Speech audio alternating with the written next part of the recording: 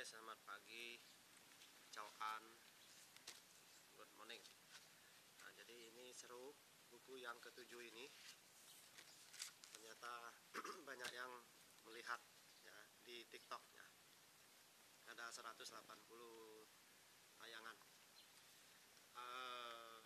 Saya lanjut yang ke isi yang kedua ya. Jadi kemarin baru isi yang ke satu karena pembukaannya panjang ya. Jadi saya lihat dulu yang keduanya ya, lagi dicek. Nah, ini dia. Jadi yang ke satu sudah selesai kemarin ya, yaitu tugas presiden. Ini tugas para menteri-menteri ya. Ya boleh diterapkan sesuai dengan yang saya tulis bagi Indonesia atau negara lain yang mau lebih maju ya. Kecuali kalau negara ARC itu sudah sangat maju, perlu banyak belajar dari mereka ya. Saya salut dengan presidennya yang luar biasa, memimpin 1,4 miliar lebih, tapi dia bisa number one ekonominya saat ini. Jadi semua negara, kurang lebih 200 negara harus belajar dari ARC ya. Nah, jadi bukan peperangan atau hal lain, tapi ekonomi yang terpenting. Setelah ekonomi, infrastruktur. Setelah infrastruktur, penerangan lampu sepanjang jalan. Infrastruktur itu jalan yang lebar, bukan diperbaikin bagus ya, tapi harus dilebarkan dan harus banyak jalannya ya. Jadi banyak hal ya. Nah, jadi buku ini 2015, 9 tahun yang lalu saya tulis. Jadi kalau 9 tahun sekarang ini mungkin ide saya, terobosan saya lebih bagus lah ya, bukan menyombongkan ya, karena dengan pengalaman. Nah, ini 9 tahun yang lalu saya tulis buku ini. Setelah saya pulang dari Jakarta dan bekerja di Bangka ya. Oke, saya lanjutkan ya. Isi buku yang kedua, tugas para menteri-menteri. Dari pusat ibu kota, para menteri bekerja sampai ke setiap provinsi sesuai dengan bidangnya dan bekerja sama dengan gubernur. Tugas menteri hanya satu yang dilakukan, tetapi bertanggung jawab kepada setiap provinsi.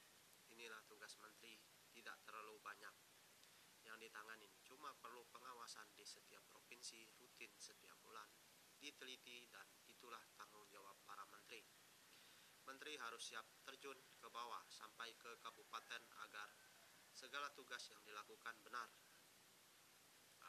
tercapai dan terbaik buat provinsi di seluruh Indonesia, bukan sampai ke kabupaten ya. Kalau saya lihat sekarang harus sampai kecamatan, karena kecamatan sudah sangat luar biasa, kayak kota, setengah kota ya, untuk di Bangka ya. Di seluruh Bangka itu kecamatan itu sudah kayak setengah kota ya. Nah, jadi tahun 2025 saya rasa sudah kota ya. Nah, karena sudah kota Pomini terutama. Nah, salah satu saya yang memasangnya ya. Kedua, kota kredit elektronik. Ketiga, kota kesehatan ya. Itu kerja saya ya. Dan kota untuk pengembangan usaha, yaitu kaca pintu. Saya promosi sedikit usaha saya, dan pemasangan folding gate rolling door. Itu kerja saya semua ya. Jadi sangat membantu membangun Bangka. Sudah saya dari sejak tahun 2015 sampai sekarang 9 tahun ya. Sudah mengenal Bangka ya, tapi Belitung baru pergi, tapi belum mengenal lebih dalam, lebih jauh ya maksudnya. Nah, jadi yang selanjutnya memang membutuhkan waktu yang banyak dalam tugas tersebut, sehingga pemerataan pembangunan di setiap provinsi benar bisa seimbang dengan pengontrolan yang baik.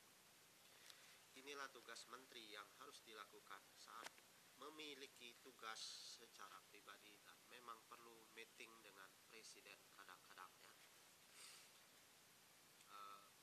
sangat penting untuk setiap provinsi sampai dengan kecamatan.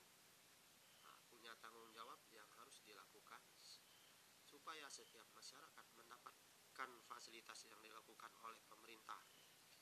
Karena para pejabat dibayar gaji oleh masyarakat, jadi baik menteri atau masyarakat saling berjuang supaya setiap provinsi merata pembangunannya. Hukum kita sebagai orang yang dibayar, baik itu guru, karyawan, pemimpin, bos, semuanya adalah bayaran kita masing-masing.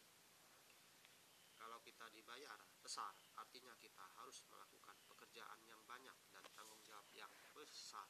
Ya, itu tugas menteri. Ini 3 tugas polisi. Yang terpenting tugas polisi adalah memberi keamanan kepada masyarakat dimanapun berada.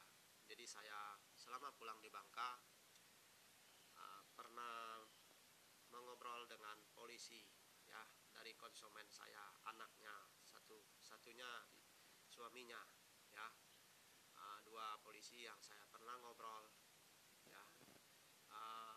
Tapi yang lainnya cuma ya basa-basi saja, ya. 3 jadi ini ya, jadi tugas polisi, ya. Yang terpenting tugas polisi adalah memberi keamanan kepada masyarakat dimanapun berada, mengatur lalu lintas supaya jalan bagaimanapun tetap lancar. Saya lama tinggal di Jakarta selama 19 tahun, ya. Sekalipun Jakarta daerah termacet di Indonesia, tetapi dengan tata kota yang saya belajar masih belum tepat pembangunan jalannya dan pengaturannya. Tetapi seperti Bangka yang kekurangannya di depan kantor, rumah, toko sebenarnya masih bisa diperlebar, sehingga untuk ruang parkir mobil dan motor tersedia dengan rapi dan jalan bisa lebar. Kekurangannya di depan jalan tersebut tidak diaspal, sehingga parkir motor dan mobil tidak mau parkir di daerah tanah dan tidak bisa karena dihalangi oleh semen yang tidak begitu berfungsi. Seperti jalan perkotaan harus minimal 7 ruas untuk jalan mobil dan motor, supaya jalan tersebut tanpa pengaturan polisi pun rasa aman buat pengemudi. Dan masih banyak jalan perempatan atau simpang 3 yang belum terpasang lampu merah, sehingga rasa bahaya di jalan buat pengendara kurang tepat. Saat pemeriksaan secara manual boleh dilihat plat kendaraan.